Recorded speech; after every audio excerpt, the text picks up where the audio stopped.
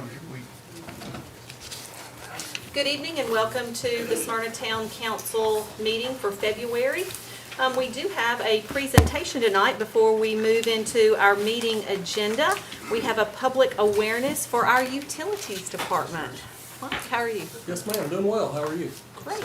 So, as part of our public awareness plan, we are required to update the council annually on natural gas specifics, call before you dig things, situations like that. So, to meet the requirements, Bert Meese, our safety coordinator, has put together a short PowerPoint for you again this evening. So, he'll be going through it. And if you have any questions, please stop him and ask questions as we go along. Great. Bert, how are you? Great, Mary. Thank you for asking. Appreciate y'all having us again. One of the good things about coming to this meeting is it helps us address our message to two different stakeholders. One, public officials, and since the meeting is also broadcast through Channel 3, it allows us to get our message out to the general public. As you may recall, we are required to have a public awareness program. It's a federal requirement. We've got to reach out to public officials, emergency officials, the general public, and also excavators. So we have a lot of different activities where we can reach out to them as well. They come in, get a cup of coffee, and do their safety meeting. They're out there running gas lines, repairing services, finding leaks, anything else that needs to be done in that nature. Excuse me. There it goes. We're proud of our system and some things that we've accomplished recently. We are the winner of the 2018 and the 2019 SOAR Award. In both those years, we reached the silver level for the APGA. SOAR stands for System Operational Achievement Recognition. It's a test of a lot of different areas of your system. Where are you growing? What are you developing? How are you running your system? This year we're going to be going for the gold. To get silver, you have to reach about 95 out of 100 points. Last year we managed to get about 97 points, I think it was. And we're coming up just about 1 or 2 points shy. So we've identified the areas where we need to improve, and we're going to apply again. We're going to try to reach that gold level. It helps us to keep ourselves on track and know where we need to improve. Tell you some things about our system. I always try to put some things in perspective at this presentation. We have 274 miles of main line now. We have 10,975 customers. 1,964 of those are in the city of Laverne. You have to remember that we service the town of Laverne as well. 80% of our system is polyethylene pipe. 92% of our customers are served by polyethylene. We had 16 hits to our system in 2018. That is down from 20 in 2017. So we are doing some things correct. We purchased 2.8 billion cubic feet of gas in 2018. We'll have our 2019 numbers compiled by March. We have a federal report that we have to do that has to be turned in by that time. So we'll have these numbers updated by then. Put some perspective on our territory and about our town. Since 1990, our system has grown by 4,200 customers. Smyrna itself has increased from 21 to 32 square miles. Whereas it used to take maybe 10 minutes to get from G Street out to the other side of Sam Ridley for an odor call, we track that kind of stuff, and we're noticing that it takes a little bit longer, but we're dealing with those problems. Laverne has 25.1 square miles, so again, we can get an odor call and things of that nature up there as well. Smyrna's population increased from 13,647 to 47,521. That's according to the last census. I have no doubt that with the next census, we're probably going to be at 55,000 or better. I think Mr. Hercules alluded to that a couple months ago. Laverne's population, it increased from 7,879 in 1990 to 35,717 in 2017. They conducted a special census back then. Smyrna's housing permits, since 2000, we've issued 7,309. That is single-family type dwellings. I did not include apartments, I didn't include business, I didn't include industrial. It's pretty much just homes where somebody goes and lays their head down at night. Laverne housing permits, they've had 5,152 since 2000. What are some of the things that we do for damage prevention? Every year we conduct leak surveys. We have a couple gentlemen that you'll see out in the territory that are riding around in a golf cart. One of them is pointing a great big thing that looks like a radar gun. The other one has a little thing that looks like a wand pointed down at the ground. They're not pretending to be characters from movies. They're actually doing work. That's highly sensitive equipment that will pick up gas leaks. The big radar gun type thing will pick it up in a broad range. The wand type thing is called a CGI. It'll pick up a more detailed indication of where a leak is. The other thing that we do is cathodic protection surveys. I mentioned that most of our system is polyethylene. The portion that is not polyethylene is steel. As anybody knows, when you put steel in the ground, it's going to rust, unless you run an electrical charge along with that steel system. We run that electrical charge, but we have to make sure that we check it and make sure that it's running, there are no breaks in the system, and that it's doing the job that it's supposed to do. Another thing that we do is painting of the meters. We can't do all the meters at the same time, so we break this up into grids. I believe that the grids that we're using now are the billing routes. But we'll do a certain portion of those every year, and you can count on those being done. That helps to keep them from rusting. Regulator station inspections. The natural gas comes into our system, and it comes to a regulator station which cuts the pressure down so that we can then pass it on to the customer at a reasonable pressure, and it can be utilized within your home or your business. The gentlemen that I mentioned that do the leak surveys, that's also a task that they perform. They go out to the regulator stations and check them on a regular basis, make sure that they're performing their function properly. Some other things that we do. We belong to Tennessee 811. In fact, we're very active with Tennessee 811. It is supported by the member utilities such as Smyrna, Middle Tennessee Electric, Consolidated Utility, AT&T, things of that nature.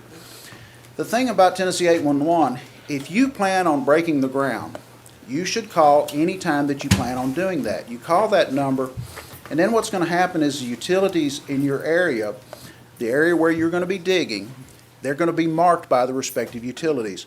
Phone company is going to mark theirs. We're going to mark ours. We do water, sewer, and gas. So we do all three utilities for the resident or the business.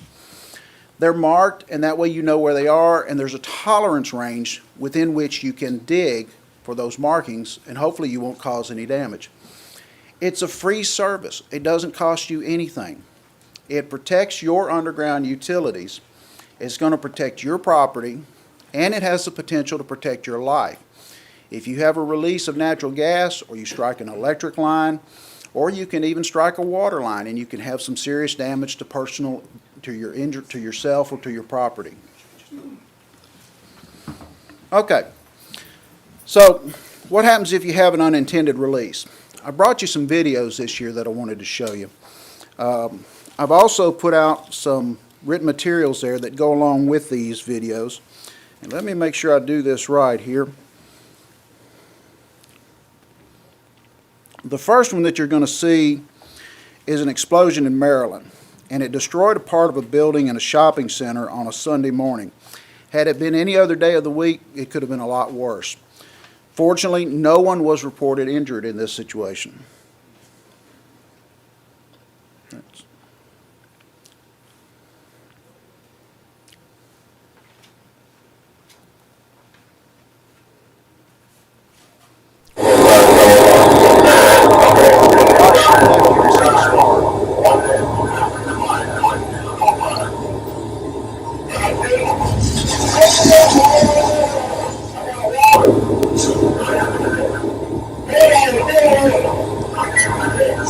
As you can see, responders were already on the scene. They had been told that the fire alarm went off. I suspect it might have been a carbon monoxide detector or something along those lines. But there were a lot of responders already there on site, and fortunately nobody was hurt. The next one that I want to show you is from Texas, and it's a circumstance where a vehicle ran into a house. If you remember the basics of the fire triangle, fuel, oxygen, and ignition. Anytime that we have natural gas, we've already got the fuel, and of course we've always got oxygen around us. When the vehicle went in there and the natural gas was released, we had the third item. We had ignition. And so subsequently, you're going to see what happens in that situation. I don't think so, Jim. Go over here. Okay, that's good.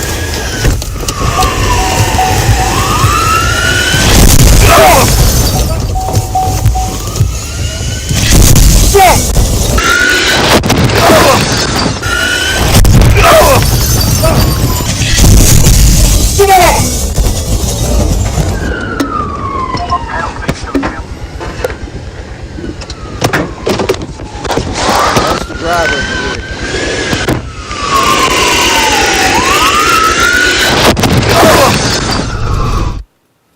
vehicle. Okay. There were 3 people inside the home. They were injured, but they were expected to recover from their injuries. So once again, fortunately, there were no lives lost. The last one I want to show you is an incident that was a direct result of somebody not calling 811. It happened just this past August in Sun Prairie, Wisconsin. And the situation there, the contractor was ultimately fined $25,000. The report says that the workers struck an underground gas line while boring a hole for fiber optic communications cable. This is a polyethylene pipe that I mentioned earlier. This is what happens when a boring machine goes too high or too low. This happened in our town recently. And fortunately for us, it did not result in an explosion or anything. It resulted in a leak. We were able to contain it and restore service within only a couple of hours. But this is what can happen if a boring machine is not used properly and you don't call 811.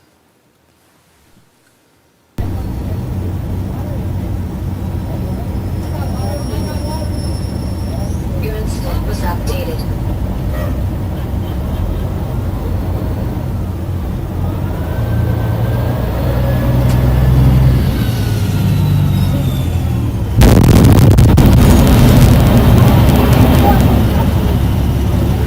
As you can see, there were a lot of responders already on site.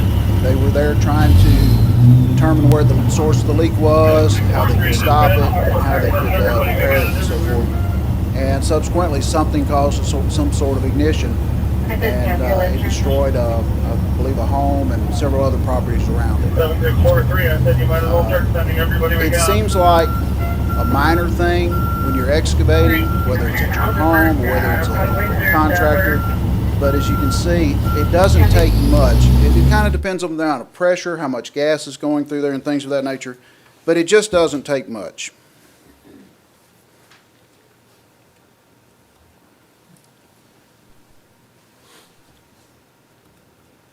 Okay. So how would you know if there's a leak? Well, you've got the traditional rotten egg smell. But people need to remember, that is not natural to natural gas. We put that in there in a distribution system such as ours. It's called mercaptan.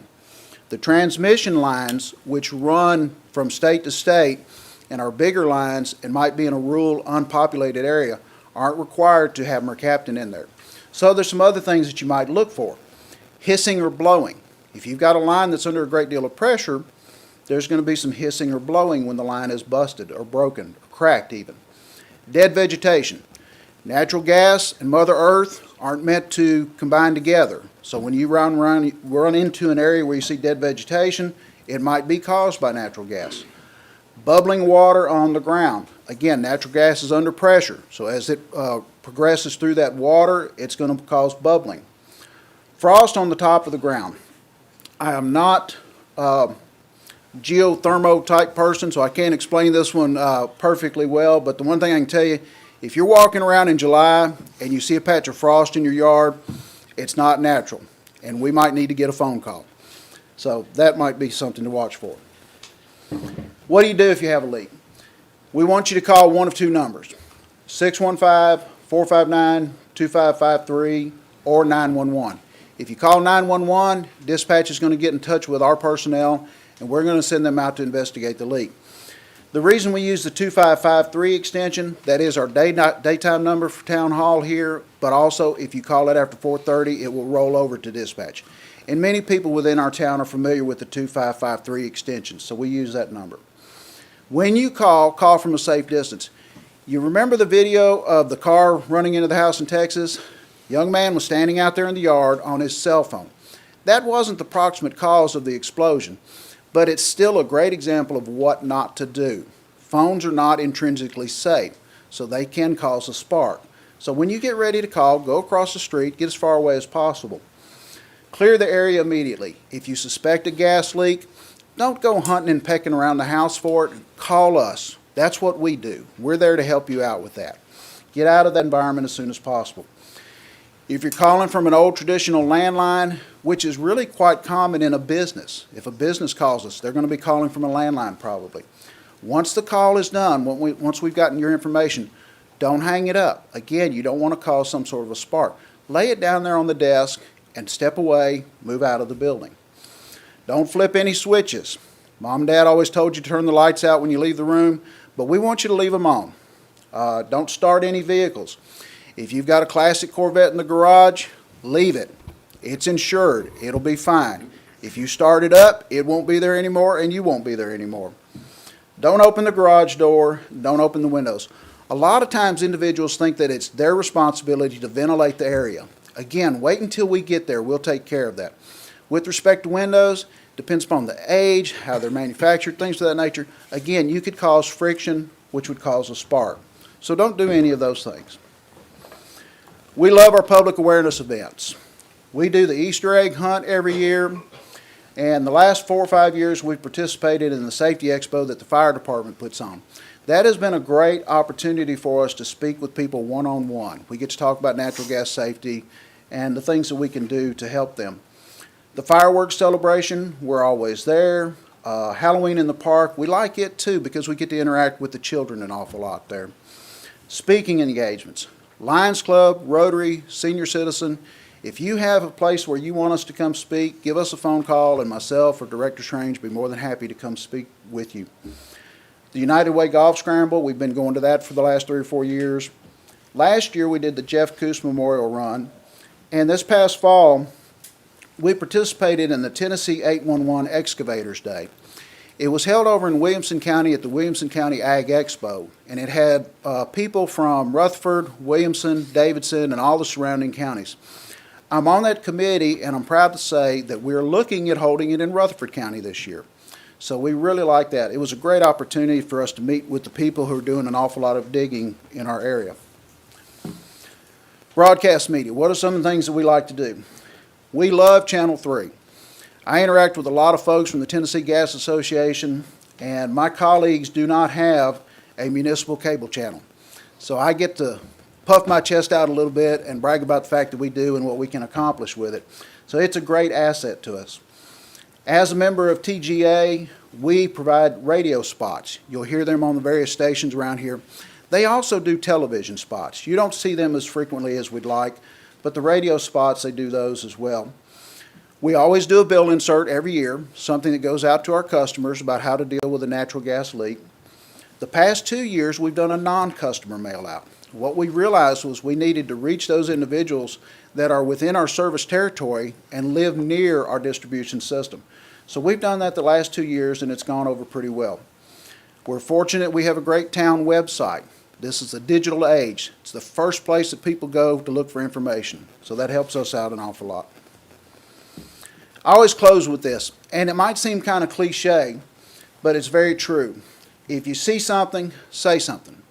The reason we say that is, remember this, it's your system. We all need to work to protect it. When you protect the system, you protect your property and you protect each other. So if you see something, call those numbers and let us know. If you have questions, give us a call. We love to let people know about the properties of natural gas. We still firmly believe that it is one of the most fuel efficient and cost efficient forms of energy that there is out there. And a lot of other folks are agreeing with us. That's why they keep coming and asking for it. So that's what I have, Mayor. Any questions? Bert? Very thorough there, Bert. Thank you, sir. Yeah, I have a question. The gas lines, especially in residential areas, what is the depth of those typically? The minimum depth can be 18 inches to 36 inches, depending upon the environment in which you're putting it, whether it's in a residential area or whether it's in a roadway, things of that nature. I always have to look that back up. I don't profess to be a field guy, but regardless of what the depth is, we tell people when they call 811, you have a tolerance zone. Here are the flags telling you this is where the pipe is. And you've got a tolerance zone of about 18 inches on either side. So you got a 36-inch width within which you can work. That's more important than the depth, because when you get to digging, we also want excavators to practice good, safe digging practices, which means get off the backhoe and use hand tools. Well, just, with a lot of the new construction that we're seeing, subdivisions and homes and whatnot, yeah, people doing fences or maybe some extensive plantings or pools or whatever, it just really seemed to bring it home when you saw some of those things go up. Yes, sir. One of the other benefits that we have is we have 2 construction inspectors. They're primarily for water and sewer, but they also keep their eyes out for natural gas construction. And our gas crew supervisor, or construction supervisor, I think is his actual title, he does a great job going out to these job sites where we're having things built, like some of the convenience stores and things of that nature. I'm responsible for getting some paperwork from them, make sure that they're compliant with some federal guidelines, but he's got the eyes in the field and he knows what he's looking for. Questions for Bert? Thanks, Bert. Thank you. Okay, we will move into our meeting agenda, and I will call our meeting to... Mayor, just a minute. Sorry, ma'am. It's okay. There was one other document that I left with you, and that's the survey form. Okay. When you get an opportunity, if y'all will fill those out and give them back to Mr. Hercules. As you know, with the federal government, if you didn't document it, it didn't happen. So that's why I like the fact that this is recorded. Got it. Thank you. Okay, we will do our homework for you, I appreciate Bert. it. Not a problem. So I will call our meeting to order, and tonight our prayer is going to be led by Chaplain Amos Howard with our Smyrna Police Department, and our pledge is going to be done by Assistant Town Manager Todd Spearman. If you'll all stand with me, please. Let us pray. Father, we thank you for this day. We thank you for your many blessings. We thank you for a city like Smyrna. We thank you for every city official. We thank you for our mayor and her leadership. We thank you for every city council person. We ask now, God, that you would continue to give us insight, wisdom on how to make our city a better place for all that reside. We thank you, Father God, for the many blessings that you have provided. We thank you for the prosperity of our city. Now, Father, we just give you all praise and glory for all that you have done, what you are doing, and for what you continue to do. Father, we pray a special blessing upon every police officer and every fireman and all those who work in our city to keep us safe. We pray that you would cover them in the blood of Jesus, that no hurt, harm, or danger would come upon them. And so we thank you in advance that it is all done in your Son Jesus' name, that we have total victory. Amen. Amen. Please place the flag. I pledge allegiance to the flag of the United States of America and to the republic for which it stands, one nation, under God, indivisible, with liberty and justice for all. Pastor Howard, thank you, and thanks for all you do in our community. We really appreciate it. And Todd, nice job with the pledge. Miss Diane, if you will do roll call. Councilman Cole, Yes, ma'am. Councilman Morrell, Here. Councilwoman Peebles, Here. Councilman Short, Here. Councilman Sullivan, Present. Vice Mayor Atkins, Here. Mayor Reed. Here. We'll move on to item 3, which is approval or corrections of the minutes of January 7th, 2020 and January 30th, 2020. Any additions or corrections that need to be made to these? Seeing none, do I have a motion to approve? Motion to approve. A motion, do we have a second? Second. Motion and a second. Any discussion? All in favor say aye. Aye. Any opposed? Minutes pass. Item 4, correspondence or communications. Anything tonight, Brian? None at this time. Awards or recognitions? No, ma'am. We'll move on to our consent agenda, and for those in the audience and those at home, our consent agenda are items that are determined by our town manager to be routine and not necessarily needing to be voted on individually. Each council member does have the option of pulling an item off of the consent agenda to discuss individually. I do like to read these items so that you all at home know exactly what we're voting on. So our consent agenda tonight, item A is approval of the terms of and authorization for the mayor to execute a memorandum of understanding between the Smyrna Police Department and the Tennessee Bureau of Investigations relative to the creation of a drug overdose task force.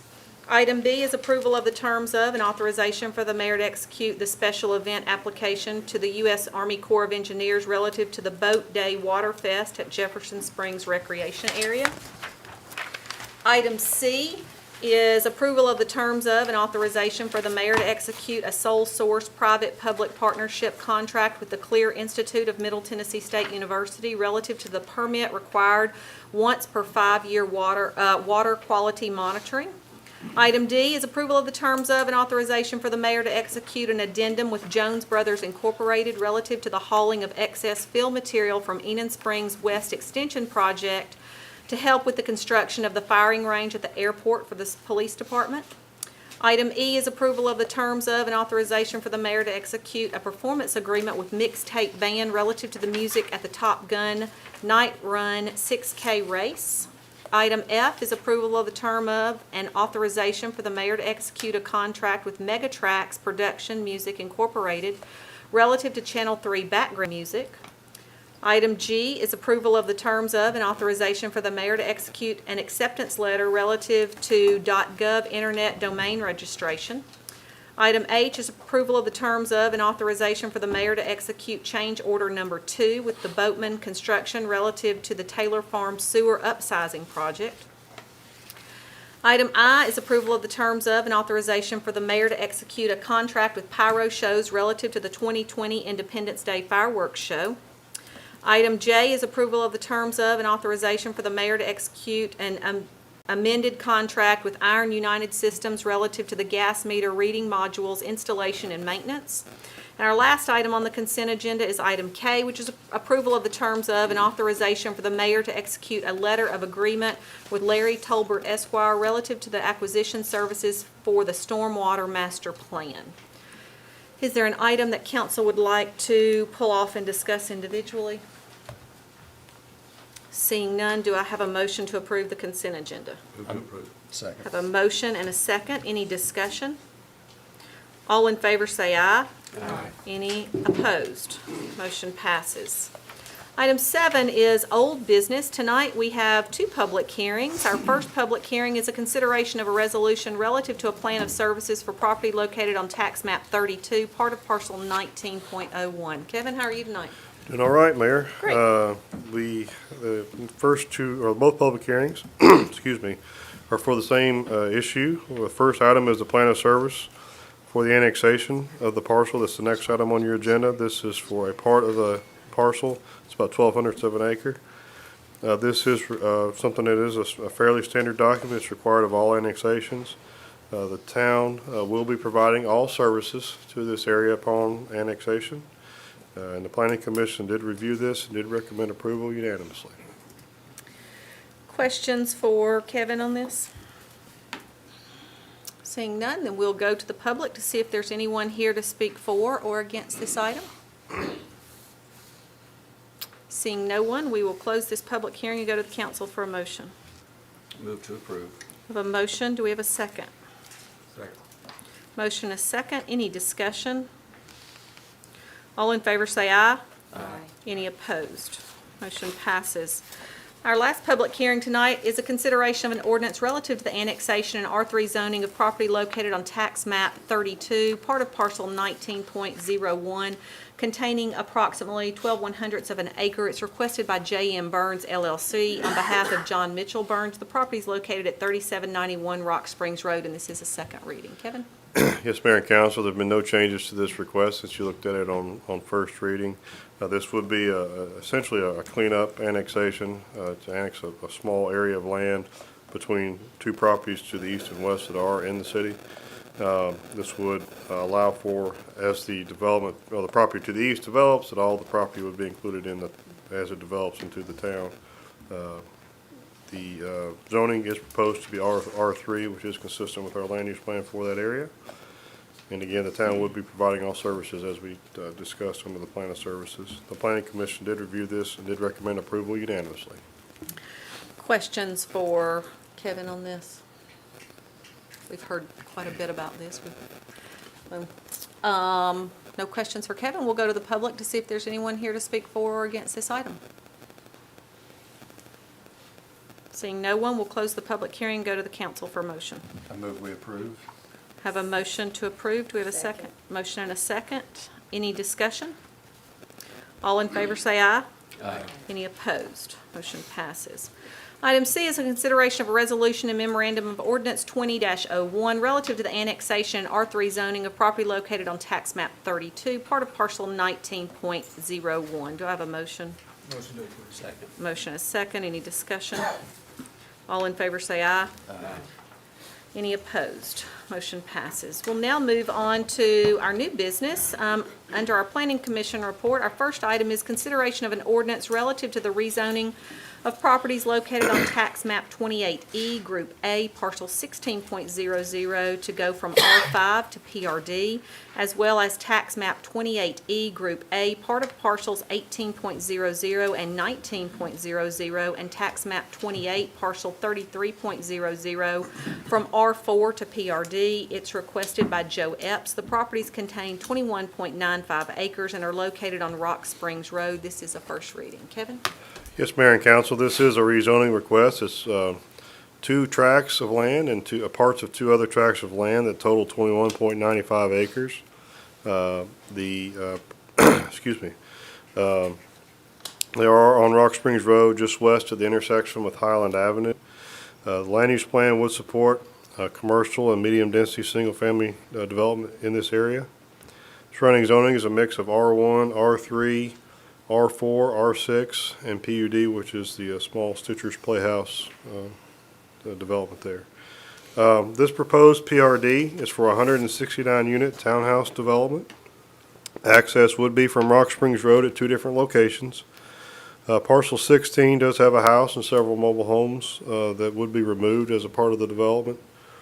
There is a significant portion of that parcel is affected by the 100-year floodplain, but the majority of that area is proposed to be left undeveloped. Did include the pattern book and the master plan that was submitted and was reviewed by the Planning Commission. They did recommend approval unanimously with 4 conditions in addition to what's in the books and plan. 1, to submit a traffic study in compliance with the zoning ordinance. 2, the minimum square footage for the units is required to be 1,400 square feet. Utilities are required to be extended to the adjoining properties, and a fence is required as a part of the buffer between this development and the property, or, well, tax map 28, parcel 31.01, which is the west and kind of the north border of the westernmost parcel that's been requested to be rezoned. Where's that on the map right there? It's the parcel here. This is the parcel that is being developed. It would be this tract of land, and it's that border. That's what we're talking about as a fence. That is an active farm with some livestock, and the owner of that property did come to the Planning Commission and spoke and asked us to consider that. So. Okay. That's Questions what I for have. Kevin on this? Kevin, I'm just kind of looking at the drawing. There's about 25 units out of the whole number that would have some portion of them just stretching into that 100-year floodplain. Right.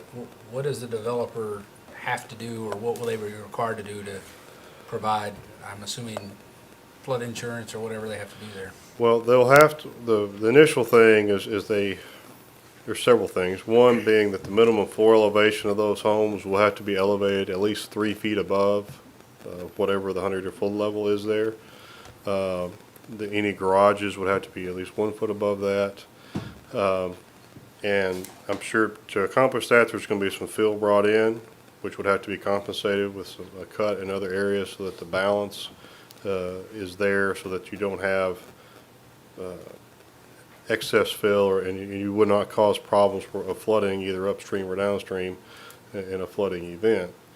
So that dirt, could they get that from Ideally, it would be on their site somewhere. Yeah, I was gonna say would- they could dig out maybe the one of the more like a basin there, right, and move Right, it over. they have a detention pond, they have to establish those type of things, but, yeah, ideally it would be on their site, on this same property, you would have that cut and filled would balance, so the storage capacity stays the same, is the idea there. And so most of the development of this type is, once that gets done, there's a letter of map revision so that the map gets changed, and so those homes get pulled out of the floodplain, so they're not necessarily in that map floodplain any longer. And it would be up to those homeowners eventually to whether they get the flood insurance or not. A situation like that, I would probably recommend they do that, just because it is so nearby. Okay. Yeah, I noticed that like the Stitcher's Playhouse and the other building beside that one, they're in that same They floodplain. are in the Stitcher's Playhouse, and the one house there is underneath the 100-year floodplain, yes. Okay, yeah, Actually, it looks like 2 units of Colony Square are in there also. Yes, yeah. But you cannot build it all on a floodway, correct? that's correct. The floodway you have to leave alone. And there's really, this property is not really affected by the floodway. Right. It's just a floodplain.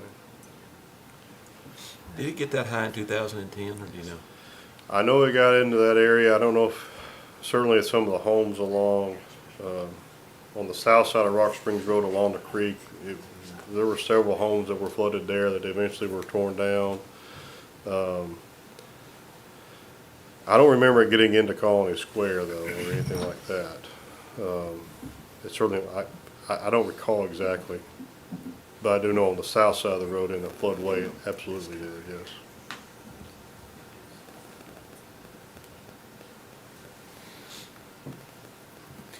Talk about the density of this development, Kevin. It's a little less than 8 units per acre. I think it's 7.7 is what it calculates to. Now, does that take it into the account of the open area also? That's the entirety of the parcel, yeah, that's the 21.95 acres with 169 units. That would translate into normal zoning? This type of development, normal zoning would be R6. It certainly is about half the density of an R6 would allow, but it would be an R6 zoning as far as our straight zoning is concerned. I think something that was eye-opening during our planning discussions, there was the R5 and the R4 zoning that's in place now, which I hadn't seen probably in 10 years, maybe more. And if I understand correctly, Kevin, that in and of itself could allow for a mobile home development here, correct? Of course, you have an existing mobile home development there, and certainly it is not a very dense development. I looked, it's 15 to 20 mobile homes on that property, looks like, or at least sites. So certainly it could be expanded and added to And within about 16 or so acres of this 21. My understanding was that could equate up to 224 mobile homes. It could. I mean, they'd have to deal with the floodplain and everything, just as this development is, and so you might not get to that number, but by Get zoning. pretty close. By zoning, you could certainly have a lot more than what they have now, yes. Kevin, have you had any interest level come in regarding a mobile home park there already? When this property first went on the market, I did receive a visit from one of the other mobile home owners, park owners in town. They did look at it, I think, and had an inquiry about it. It was never beyond that initial inquiry. I think I also had another person call me from, they lived in Murfreesboro. They were looking at it their thought was potentially turning it into a campground, which would have been a rezoning and all that. And obviously they never moved forward with that, never submitted that. They were just talking to me about it. That would have been a rezoning, would have come to you all. That's not allowed in R5. But, and then the folks that are in front of you now, those are the 3 that have talked to me about the property. Can you also speak to the idea or the need of putting sidewalks on the front of this property and how far down that realistically could carry? I know when you get to that bridge, and it would require some kind of bridge widening, I think, to get up. Yeah. The bridge has a sidewalk built up on it. I drove over there today, but it doesn't look very safe. It's pretty narrow. Yeah, it is required by our ordinance to have because Rock Springs Road is a collector, and so it is required, and they are showing sidewalks along Rock Springs Road on their frontage. That was one of the projects I submitted to the MPO for the long-range plan update, as a potential project for us to do basically from downtown to Old Nashville Highway. We'll see if that gets approved, but I did put it in there. So as far as, yeah, once you get to the bridge and working from the bridge back to downtown, there's some really challenges tricky. there. Yeah. With the bridge, as well as as you go through, there's some buildings there that may be tough to And the do. parcel to the east that's developing now, he too had sidewalks, as I recall. Yes. So what about that little leg in between? That little leg in between is, that's part of the Colony Square. That's probably, that connection is probably, unless something happens with that parcel, is something that the town would have to fill in the gap at some point. I think sidewalk, I mean, if you think about somebody being able to go from downtown all the way to Old Nashville Highway, once you cross Old Nashville Highway, you'd be able to go all the way to the park. That would give people who don't have access to a vehicle the ability to go shop, the ability to go to restaurants, to go to the grocery store. So And if you're in Brian this- and I have had quite a few of those conversations Yes. about sidewalks down through there. And with this development, you could come downtown too. That's exactly right. I mean, the health department is Right. right there, so Yeah. you've got flow going back and forth. So I think that's a win-win for everybody. That's one of the discussions we had in planning as well with the Alta Depot that's soon to be coming to fruition, as we know. The whole purpose behind that was to get the demographics built up downtown so that we can begin to beautify and bring business downtown. We talked about this in planning as being a piece of that puzzle because the walkability to Front Street and the depot area is The library, really easy. Yeah, you know, so, so many options. yeah. Yeah, I don't know if I missed it, but was there a discussion about HOA in planning? There was an HOA with a There third is- party, was there it's- not? It's on, there, it's within their materials they submitted to us. Yeah. It would be an HOA, and it would be Yeah, managed okay. by a third party. I didn't see it in the packet, Yeah, we so I talked just about make it. sure. It's- Yeah, good question. It is, it's note 23 on their master plan. There's several notes there, but it is in there. And this development is I don't think we have that. for sale? Yes. This is not a rental community? This is, yeah, this would be, the units would be for sale, yes. Kevin, what about the parking for this? How many spare spots are there? Okay, they've got, trying to find their numbers here. They have, well, each unit has at least a one-car garage, but they also will have two spaces in front of each unit, not counting the garage. And they have 68 guest spaces, so not quite a half a space per unit, but about 68 spaces that would be outside of what's in the garages or in the driveways. Those 68 units are spread out. And they are, and yeah, those 68 parking spaces are spread kind of throughout the development. They're not all concentrated, certainly, yeah. The bedroom makeup, I mean, were they all two? I don't think I believe they indicated that they would be all minimum two at the, planning commission meeting. I don't think it's indicated in here. These are all primarily two-story units, and so they would have, Are any of minimum them three two. though? I'm sorry?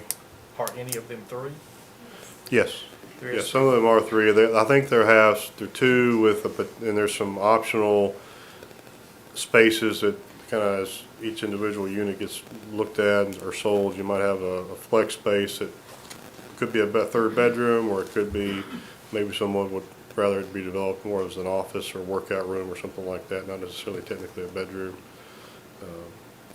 Also, as I recall, that there were some units that actually had the master down, which they're kind of targeting some folks that are 55 and over for those. I believe each building, I believe, was the end units, I think is what they said were the two, at least the master down, yes.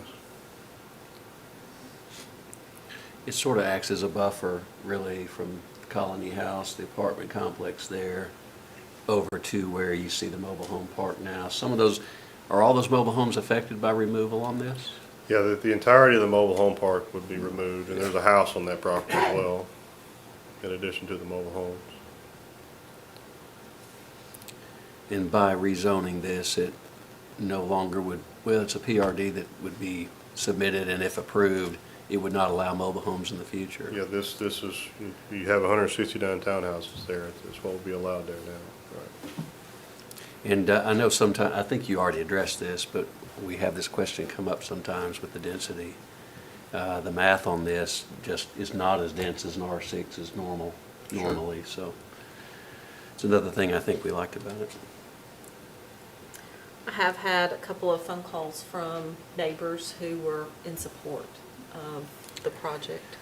The I don't know if gentleman any that, of you all have. well, the gentleman that owns the property that we talked about the fence, he even was supportive of the property project. He just really kind of wanted to have a buffer because he has livestock, and he wanted to keep the livestock from coming over and visiting the potential townhome property there, so. And keeping kids from coming over to see. Visiting the livestock, yes. Y'all already did, or you will address that at planning? We did. It's been addressed. This actually was one of the conditions. We didn't specify the exact type of fence or whatever, because I kind of wanted to, we said, let the developer and that owner kind of work out whatever's best for them. There is a escape buffer regardless of the fence required, because that is an R1 zoning next to it.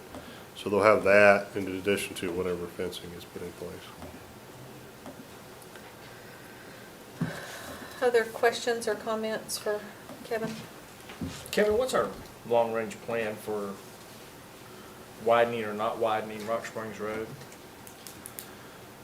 You know, that we did this corridor study, but we really stopped that at Old Nashville Highway. We didn't look at Old Nashville back downtown. It's on our, like I said, it is a collector on a thoroughfare plan, but I don't think we've got anything that I'm aware of that we've done as far as any corridor studies or anything like that to what we would need to do. It'll be a tough road to widen. You got a lot of driveways, so. But it could be a tough road if we don't widen it too. It could be, exactly, surely. I guess my question with that is, do we look at setting aside right-of-ways and reserving that? Yeah, we certainly do that, yes. And that would be a part of this. As this develops, they would have to dedicate that right away.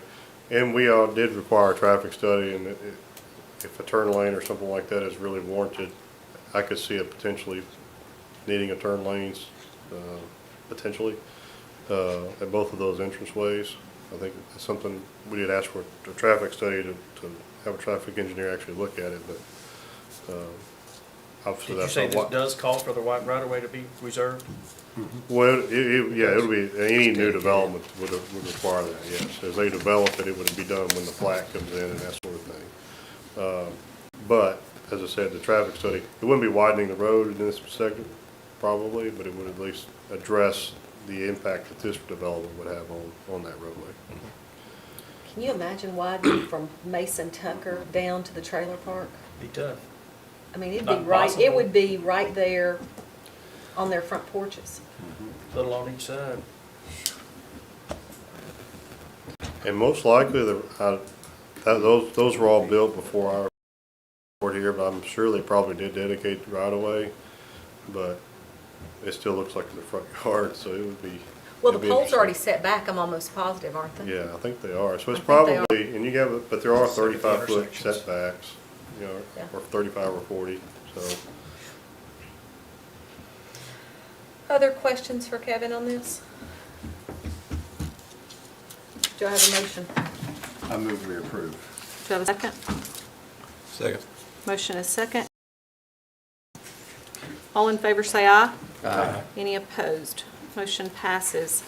Item 2 under new business is consideration of an ordinance relative to the rezoning of properties located on tax map 54, parcels 14.01 and 14.02, containing approximately 19.47 acres.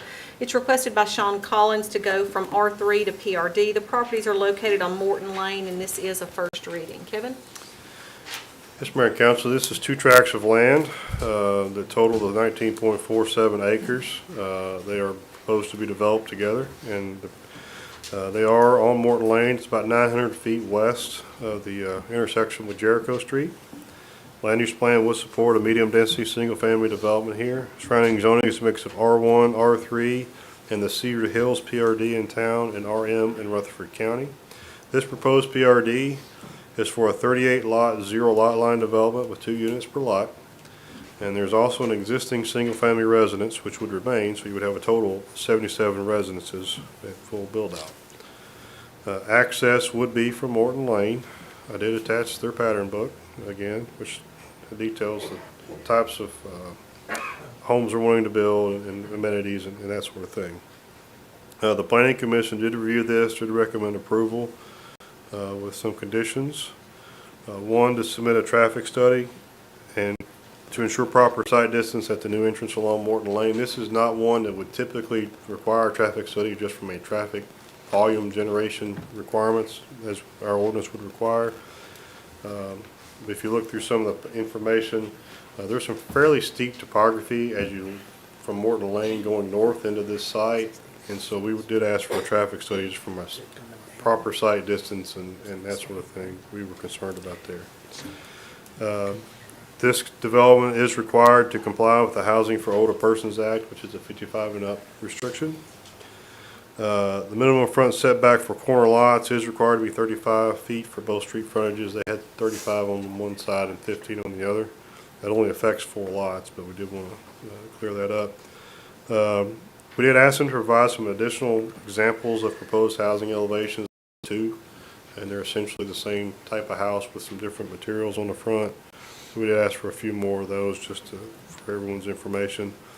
And they did indicate this, and they volunteered this. This wasn't something that the Planning Commission required of them, but we did include it, that each unit will have at least 2 bedrooms on the first floor. These are 2-story units as they are proposed in the elevations we have. So, but they do have at least 2 bedrooms on the first floor. And that's what I've got. Questions for Kevin? Kevin, I did get a phone call about the property that backs up to the detention pond. They had just had some concerns about that. Can you kind of talk a little bit about that? We haven't seen the design yet, so I can't, I'm assuming that will be a dry pond. It won't be one that holds water all the time. But certainly it is a requirement, and it is from a, if you look at the topography, that's where the water flows already. This is just to catch, well, they do have another one on the other side, but this is essentially to catch that increase so that it would be maintained on this side and not go into their property. And that's what it's there for. So, again, we haven't seen that engineering design yet to see all the details to that, but so we can't speak a whole lot of specific to it. But other than that is, I mean, it is what it's designed to do. It will be designed to do. Other questions for Kevin? Kevin, can you repeat what you said about the 55? Yeah, this will be restricted to 55 and up development, which is the Housing for Older Persons Act is the act that they have to comply with. There's a lot of paperwork they have to file with the state of Tennessee and different things with that. How is that policed or managed? Is that deed specific, or how does that work? Now, I may have deferred to Jeff. I don't know exactly. That's not something we go out and check, certainly. Right. That's. But, I knew it wouldn't really fall on us. I think it is in the deed. I would assume tied to the deed, but We can require that to be in the deed. It's obviously it's conditioned on the zoning on this one of the PRD. And then the federal government obviously regulates, it has to be 80% or more of the occupants are 55 age old. But we can definitely, if we'd like to have that placed in the deed, we can do that. But in general, the zoning is based on that. So it wouldn't be like that forever, and amen, if a new organization came in and wanted to change the zoning, but obviously they'd be in violation of zoning, we'd have to take them to court if they were not following the 55 and up, because that's what their approval is based on. So it's a condition of our PRD, then that pretty much locks it in without a rezoning. they'd have to come back to this body, Okay. yes, to do that, to change. Yeah, that should be sufficient. I just wanted to make sure that it wasn't, we approve it and then nobody really looks at it after that, nobody knows, right? Right. Yeah, I'd like to add that, growing up here, trying to think of the right word, commentary's always been that, you grew up here, you moved to Nashville and Murfreesboro, got an apartment, got a real job, moved back, got your home, retired, and then you moved to Murfreesboro, Nashville, or somewhere else to find a community like this. And I guess what drew me to this and to a yes vote is that we really don't have any of this inventory around. We have, it's the Smyrna housing in our senior homes. We have apartment homes that are for rent, and at one point I understand it was on a 4-year wait list, and I don't think they're actually even taking applications now. This is something that, I'll give Mark credit, he's championed this, and we've asked for this, and we have the product here now in front of us. I like it because we have had a lot of development in this area, and a lot of it is geared toward younger families and more cars. And, if you look at the 55 and up community, they're going to have a lower impact as far as just basic services, impact on the roadways will be more minimal. Nobody's necessarily rushing to that 8 o'clock job or coming home at 5 in the afternoon. I also like it because it's close to our new park, which, is state of the art. I also like it from a perspective of if you do have a senior member and you've got family there because of the Stewart Creek schools and whatnot, you're in the community now. And it's easy for you to go to your parents' house or for them to come to your house or just that interaction. So I think this brings a diversity to this area that we need, and I hope we see more projects like this in the future. I agree with Tim. I actually had someone the day before this was brought to Planning Commission say to me they were waiting to sell their property until they could get into a 55 and up community. And so I was very glad to see this coming because it is definitely needed and people are wanting to see this product. Didn't mention, Tim, it's within, quarter mile of fire department as well, so yep, there's services right there as well. I like the product. I was looking at the pictures and the photos of the design that we have, and I don't think those made it to the screen, but they're very nice looking places. I'm not 55, so I can't buy one, but You're close. everyone else on here is really closer than me, but I'm just saying. Yeah, Jerry's not 55 either. He's much older. Kevin, do you have the pictures? I don't think we've got the pictures of I don't think that's in here, no. It's not in yours. Steve, I'll tell you, I am in the club, and every time I get on that 28-foot ladder to get the leaves out of my back gutter, because I guess I'm too cheap to hire it out, I think about that. Yeah. Call Steve, he'll do it for you. Yeah. I've got younger friends that can do it.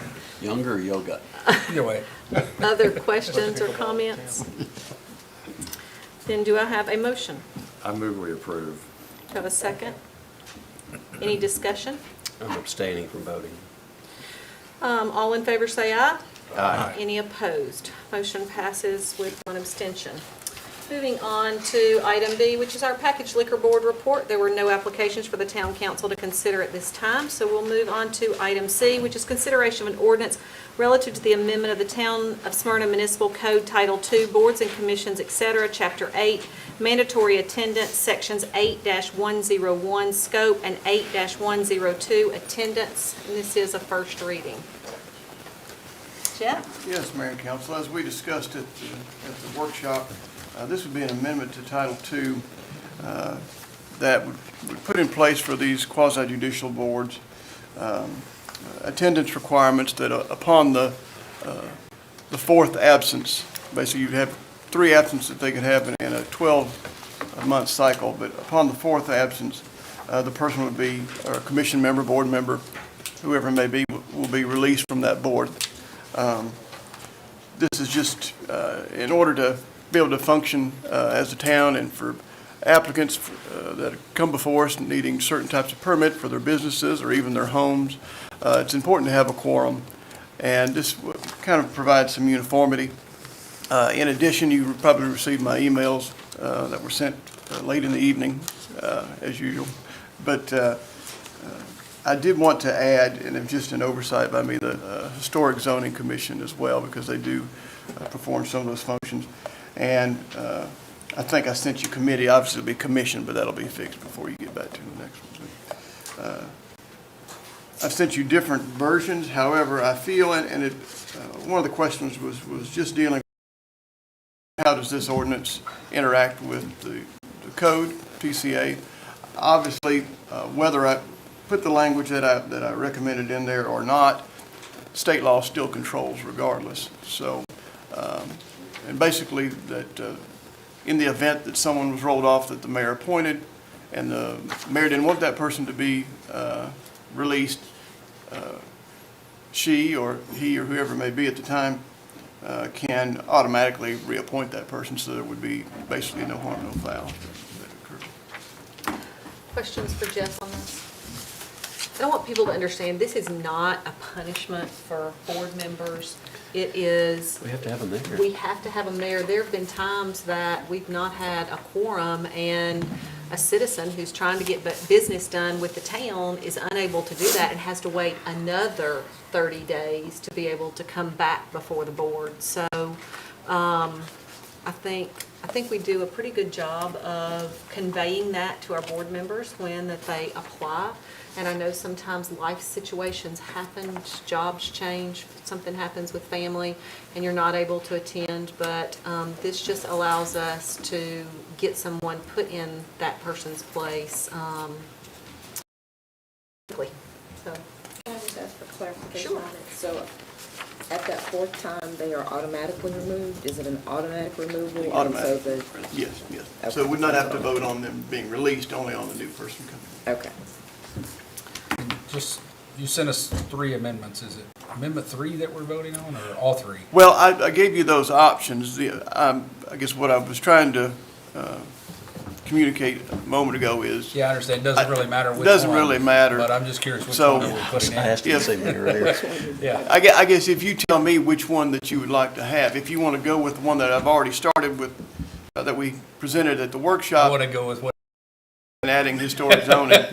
I definitely think historic zoning needs to be It does. included, so, I'd say we stay with the original. and add historic zoning. Sort of, Yes, Is it would that be your superfluous if we added more language.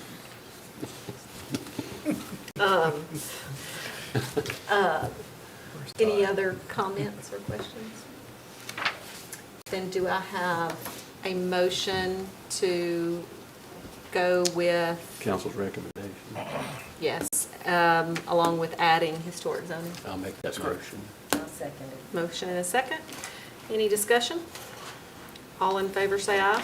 Aye. Any opposed? Motion passes. Item D is approval of the terms of and authorization for the mayor to execute a development agreement with Suncrest Real Estate and Land relative to the road impact fee offsets for the Gwynn Farms development. Mayor, we would like to ask for a 1-month deferral on that item. Do I have a motion to defer? So moved. Motion, do I have a second? Motion and a second. Any discussion? For 30 days. Item E is approval of the terms of and authorization for the mayor to execute a contract with Boozer and Company, PC, relative to review appraisal services for the master stormwater project. Thank you, Mayor, Council. We are in the middle of the master stormwater project, obtaining easements for, to be able to put the drainage pipe in. We had Randy Budden and Associates have performed appraisal services on different tracks out there, and in order to meet the Uniform Act, we have to get a different company to perform a review appraisal, though we're looking at hiring Ted Boozer and Associates to do a company to do that work for us, to do the review appraisal, and then make offers out to landowners. Questions for Tom on this? Then do I have a motion? Move for approval, second. Wait, which one? Are you I motion motioned, and he a seconded. second? You didn't hear him, so. Oh, okay. I'll second. I motioned, he seconded it. Gotcha. Any discussion? All in favor say aye. Aye. Any opposed? Motion passes. Item F is appointment of a council member to the Sister City Funding Subcommittee to serve a term ending in 2022. Jeff, can you talk a little bit, I know I'm kind of putting you on the spot here, or Brian, either one, a little bit about these committees? Here, I don't mind handling that. Perfect. We actually formed our own 501c3 under these two committees to handle the financial responsibility of those items. So what we've done is built a board, and we need to add one member from the council to the appointed positions on each of those boards so that we have a functioning body with enough folks to make sure that we have enough votes not to have a tie vote. And just so council understands, about how often would these committees meet? These are two committees that we feel will not really engage more than once or twice a year. It really would only come into play when there's actual funding that need to come out of these accounts for the sister city and or around the Coos Memorial for any maintenance or anything like that. Okay. Council, questions on any of this? Then I will open the floor for nominations for the Sister City Funding Subcommittee. Well, just because he's been doing such a wonderful job, I'd like to nominate Jerry Short. Absolutely. Any other? He's already on that. There's no way it could be on. Okay, no. Are we good? Something super, We're just super discussing. going on Okay. over there. Any other There was nominations? buzzards circling over here. The large buzzard. Any other nominations? I will close the floor to nominations. Since we only had one nomination, all in favor of Jerry Short, say aye. Aye. Any opposed? Jerry, you can't vote. Jerry didn't vote. Jerry, congratulations. You are the new council member for the Sister City Funding Subcommittee to serve a term ending 2022. He doesn't look that excited, does he? Have you ever served on that? Item G is appointment of a council member to the Memorial Maintenance and Special Projects Subcommittee to serve a term ending 2022. I will, do you want to talk about this one or same? Same information. Okay. This is on the memorial for the Coos. Correct. Committee. So I will open the floor for I'll nominations. nominate you, Mayor. She's That already seems on to be there. your baby. Am I already You're on it? already on that. Oh, I'm You're already already on it. I'm already on it. We need a council member to serve in that Who wants to position. do it? I would like to. I was gonna nominate Steve as a would veteran like There to. you go. Yeah, yes. Yeah, Great. and Marine. Perfect. thank you. Any other nominations? Then we will close the floor to nominations, and since we only had one, all in favor of Steve serving on the Memorial Maintenance and Special Projects Subcommittee, say aye. Aye. Any opposed? Congratulations, Steve. We are glad to have you on board. Item H, I know that we have something under. No, we need other- under announcements. Oh, No, you do, I'm sorry. Oh, okay. I apologize. that's okay. Mayor and Council, you have before you there a full final mutual absolute release and settlement agreement. This is just a settlement in a piece of litigation that the town had with Cox versus the town of Smyrna. This releasing agreement would settle this matter, and it would be non-suited in the Rutherford County Circuit Court. Do I have a motion to approve? I'll move to approve. A motion, do we have a second? I'll second. Motion and second, any discussion? All in favor say aye. Aye. Any opposed? Motion passes. Anything else under other tonight? Status reports. Brian, anything? Yes, I do have a couple of things. Just You look make- a little off tonight. I just want to make sure I didn't overstep my boundaries here. We had a physical at 4 o'clock. Oh, you had a physical at 4 o'clock? Yeah, with us. Oh. Yeah.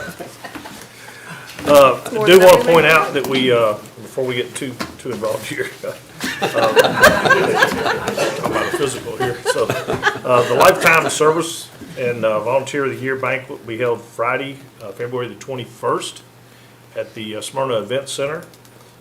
Dinner is at 6:30 with the awards starting at 7. Tickets can be purchased at the park's office, or they will be available at the door for $10. So we hope to have a good showing. It's going to be an exciting night. I'm really excited about the volunteers that we're going to be recognizing and all of the sports, youth sports that we'll be recognizing that night. Also, just for information purposes, Mapleview Cemetery cleanup will occur February the 15th of this year, 2020, through March 1st of 2020. All holiday, specialty, faded, broken, or broken items will be removed at these dates. All items removed will be discarded. The only way to ensure your items are not discarded is for you to remove those prior to the February 15th date and return those items after March the 1st. The town of Smyrna is not responsible for anything removed during the cleaning. If you have any questions, please call the office at 615-459-9766 and ask any questions that you may have. The Mapleview Cemetery cleaning will be February 15th through March the 1st. Okay. Town Hall offices will be closed on Monday, February the 17th in observance of the President's Day holiday. Just a couple of things I also would like to share is, as many of you know on the council, we have just completed our first round of budget hearings as we prepare the budget that we'll present to the council in the forthcoming months here, very quickly approaching months. And I just wanted to give a shout out to Rex and the Finance Committee, or the Finance Department, for the work that they have done preparing the budget, working with all of the department heads. I will tell you, we had some very specific goals that we were working with each of the department heads to try to meet, and they've done a really nice job of coming in with the numbers where we'd like to see them on the first round. And we'll be working towards refining those numbers over the next month or so as we get them prepared. And the council will receive your books 2 weeks prior to the budget retreat, as we've done in the past. So that's our goal, and we promise you that we'll get that done. Tonight I have the privilege of also just sharing with you from the family of the Roseanne Landon family, which is Diane's mother, and her passing. We appreciate your generosity. Thank you for caring so much about our family. You have really made a difference in the difficult times. Signed, the family of Rose Landon. So we, again, extend our sympathies and continue to share our prayers. Also, Jenny Davis, who works in the Treasury Department. As you know, she had a passing in her family of her father, and then her husband, right on top of that, had some health issues that were pretty serious. And she said, to the town of Smyrna family, my family would like to express our sincere appreciation for the beautiful Afghan you gave us during the passing of my father, the personalization as a special touch, and we've already hung it in our home for all of us to enjoy. Thanks so much for all you have done for me and my family, Jenny and Billy Davis family. So I did want to recognize those two families again this evening. Also, I think, Mark, you may have this on your list, but Mark and I think, both received a note of thanks from the leadership Rutherford for participating in the mayor's roundtable that was held here at Smyrna, for our participation and working with them. And they always enjoy coming down and hearing all the mayors and having that opportunity to ask questions through the leadership program. Somebody was in Mexico or somewhere like that, so yeah, I got to step in, but I did enjoy it. So. Yeah, it was. And I enjoyed Mexico. I'm sure you did. Two things I'd like to point out. You know, it's always hard with our community, with the town. We have such a great group of people, and I've talked already about the budget and all the work that was done. Again, I just recognize that. But also, I'd like to point out Todd Spearman, who is one of our new assistant town managers. He has been accepted and is attending the Transportation Leadership Academy, which is a regional look at transportation issues. This is an after-hours event. It's a 6-week program that he has agreed to participate in. And I will let Rex know on record that he needs to prepare his calendar for next year, because he'll be also serving in that capacity and attending that program. So that means Todd's going to solve all of the transportation issues for Middle Tennessee? The pressure is on. Right. Hey, what Todd doesn't get, Rex will clean up.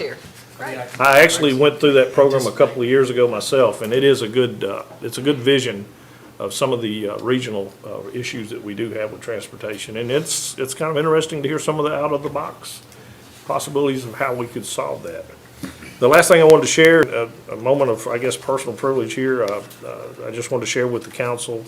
I was approached about serving on the Stonecrest Board of Directors, and I formally accepted that position and will be representing the town of Smyrna as a member of their board. I'm very proud to do so and excited about the opportunity to fill that role. So I will be joining their board. You'll do a great job. Anything else under status reports? We will move on to announcements. Mike Strange? Mike Strange, yes. Yes, ma'am, thank you. As per audit requirements, I need to announce an emergency sewer line replacement. That was on Ridley Street between 309 and 407 Ridley. Bobby Luttrell and Sons did pipe burst this for us, and the cost was $70,250. We do have a capital budget item that has emergency money in it, so we just covered in the capital budget. Okay. He just needs to make the announcement. Any questions for Mike on this? Okay. Anything else under announcements for you? No. Jeff? The other thing I will say, obviously, the General Assembly is in session at the moment, and I just wanted to appreciate, there was a piece of legislation that concerned me, and I reached out to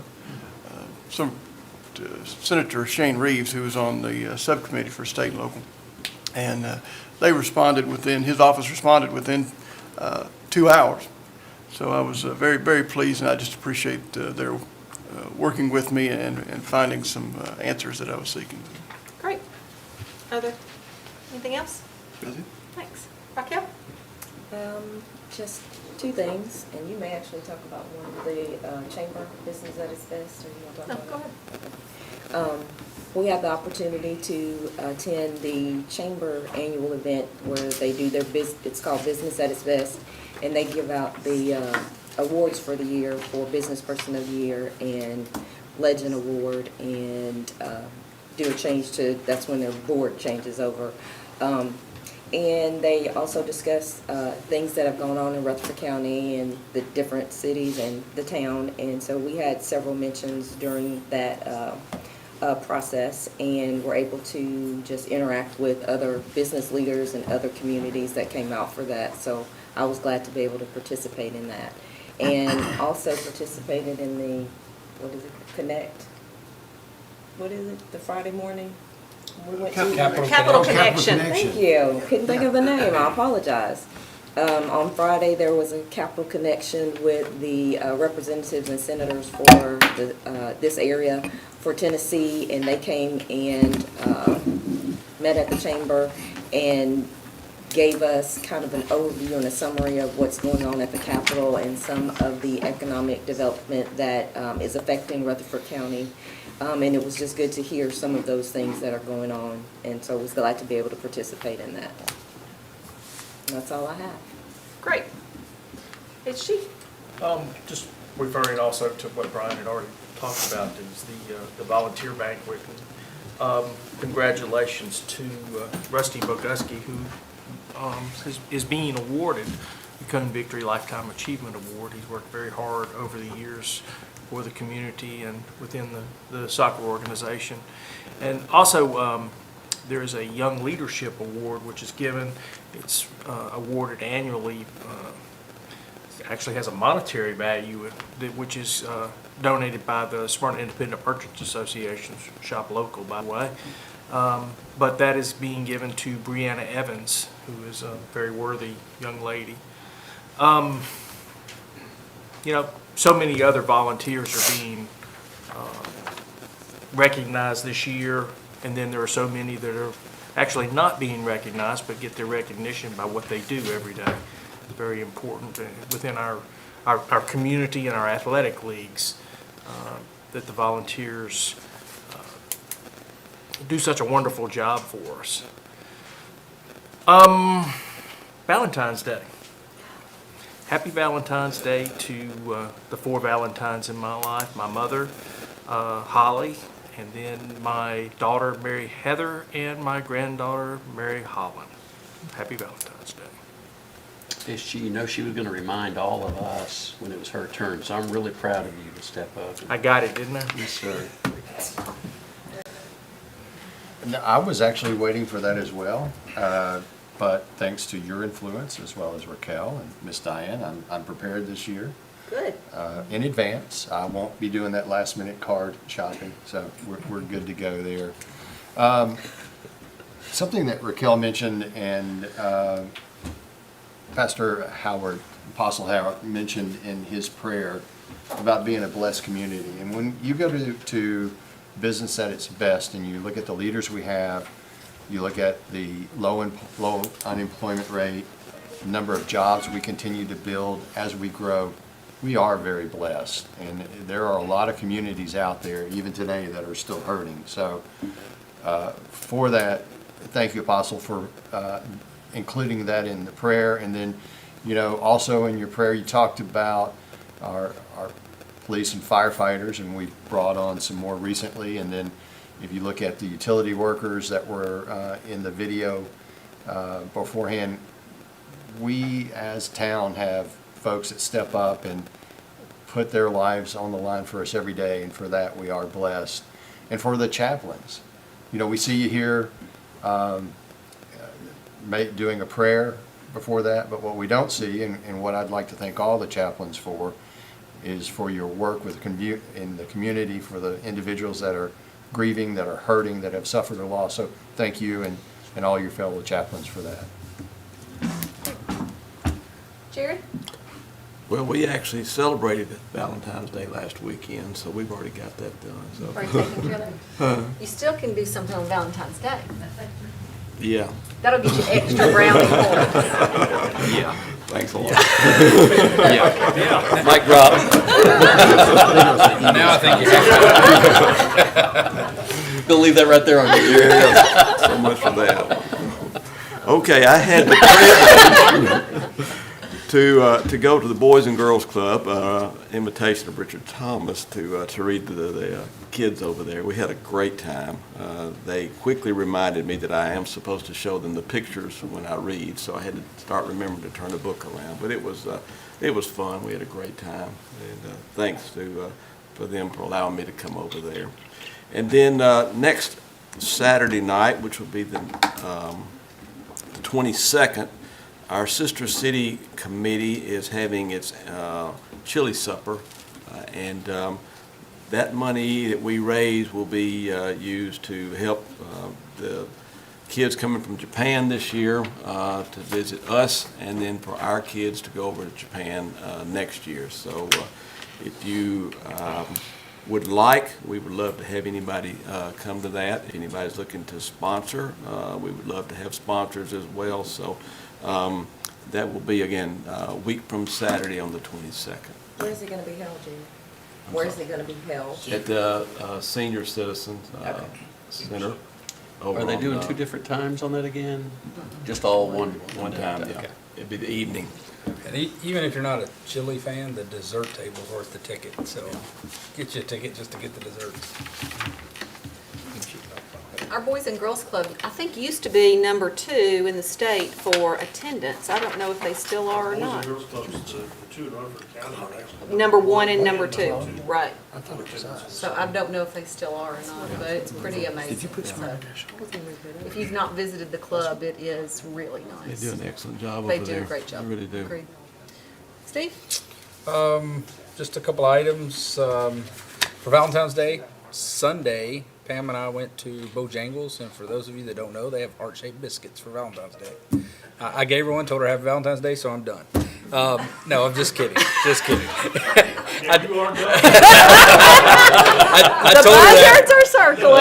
Oh, ding, ding, ding, ding, ding, ding. I could tell by her chuckle when I handed her the biscuit and said Happy Valentine's Day that I was not done. I could tell. But yeah, we did that on Sunday, so I'm ahead of the game too, Jerry, but I'm still not done. They won't let you forget it. No, definitely not. Apparently, it's a one-sided holiday. But anyway, also attended the Capital Connection, and I appreciate the representatives that took the time to come and speak and let us ask some questions, even though it was dominated by a couple of questions. I also would like to just say thanks to Brian. I texted him last night about 7 o'clock with just a ridiculous complaint that I felt like I had gotten, but I always want to make sure that things are getting passed on. And I knew that it was a little bit ridiculous, and I knew that it was something that he probably didn't want to have to deal with at 7 o'clock on Friday night.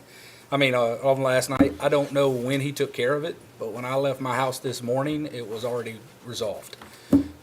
So thank you, Brian. I don't know how you did that so fast, and maybe you got lucky and didn't do anything, but don't tell me. So, but no, I do appreciate it, and I'm sure the person that complained, they're a family member, so I can say it's ridiculous because they're someone I know, and I told them it was ridiculous when they complained. But beside the point, thank you for taking care of it. You had it all covered. I did. It wasn't just the average person. It wasn't that. It was a family member that I was like, really, that's what we're worried about? But anyway.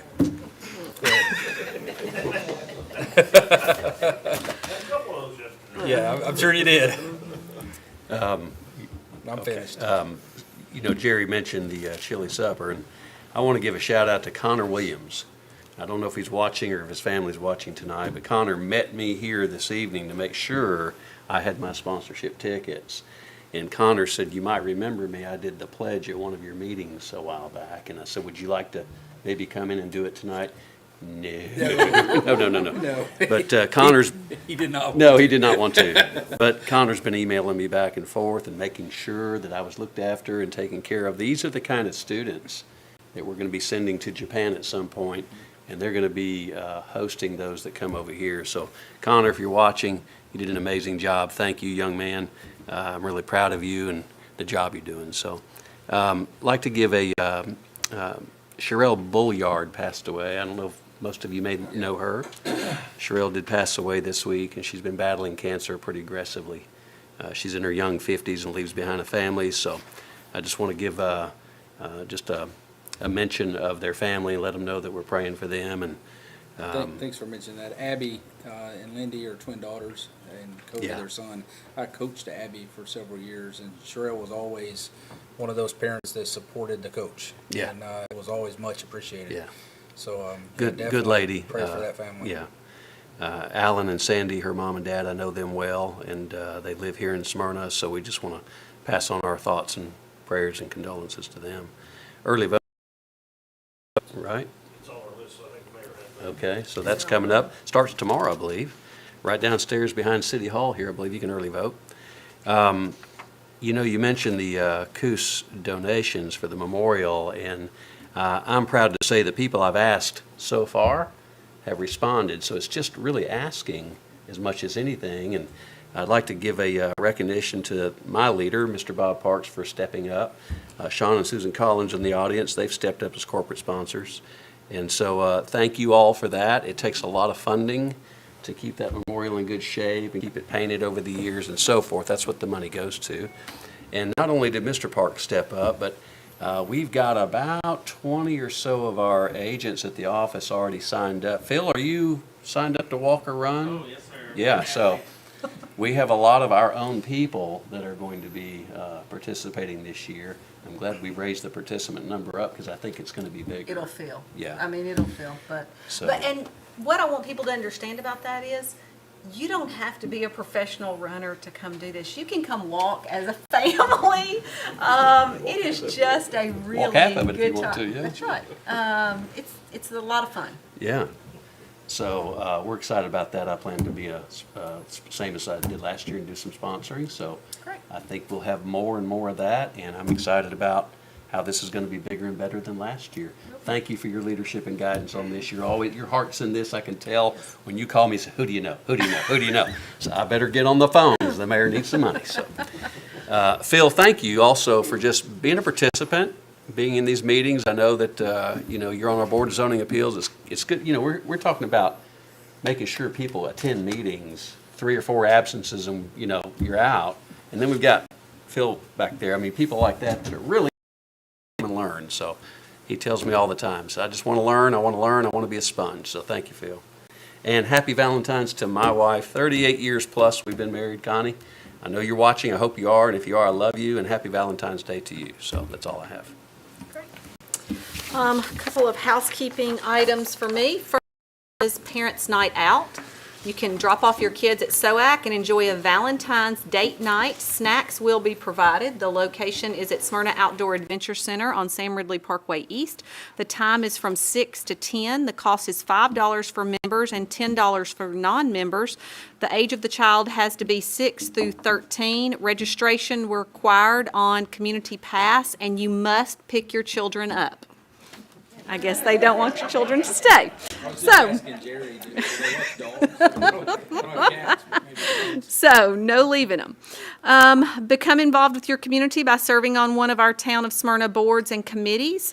Our applications are being accepted, and reappointments usually take place in March of each year. If you're interested in becoming a part of a board or a committee, you should turn in your application by March the 9th for it to be considered. You can apply through our town website or through a paper application here at Town Hall. Smyrna Town Hall will serve as an early voting polling location. For the presidential preference primary and Rutherford County primary, voters can cast their vote for a party presidential nominee as well as Rutherford County Highway Superintendent, Property Assessor, Circuit Court Judge Part 5, and County Commission District 10 nominees. Early voting will be held February 12th, 2020 through February 25th. Registered voters need to bring a state or federal government-issued ID with them. Town hall voting hours will be 10 to 6, Monday through Friday, and 8 to 12 on Saturday. If you would like to vote, that's already passed, so we don't have to do that. There will also be a second early voting location here in Smyrna, which is going to be First Free Methodist Church on Hazelwood. Is that on Hazelwood? I'm assuming the hours will be the same, but you may need to check that through the Rutherford County Election Commission. Our 2020 Top Gun Night Run. The date for the run is scheduled for Friday, May the 29th at 8 p.m. Registration is now open at the townofsmyrna.org Top Gun Night Run. Did I see Mike Moss? No, Mike, do you have an updated number by chance? So we're already up to 70 on the thing. So we encourage you to get registered, and it's a great event. We also have some sponsorships available. Brian, is it one or two at the $1,500 level? $1,500 left. And then $1,000 is open. So we encourage you to get involved. But all of our $7,500 one, that's Smart Ready Mix, and they immediately said yes. Jumped on it. So yeah. Yep. So we are excited about this, and we think it'll just get bigger and better every year. Anything else? Glad you all remembered Valentine's Day. Special day. You have to remind us. I know. Yeah. I know. Y'all are getting better. Yeah, we are getting next meeting. Jerry, you brought up the chili event, so I think, or was it Jerry who brought that up? Yep. So hope you will come out for that and support our Sister City program. Anything else?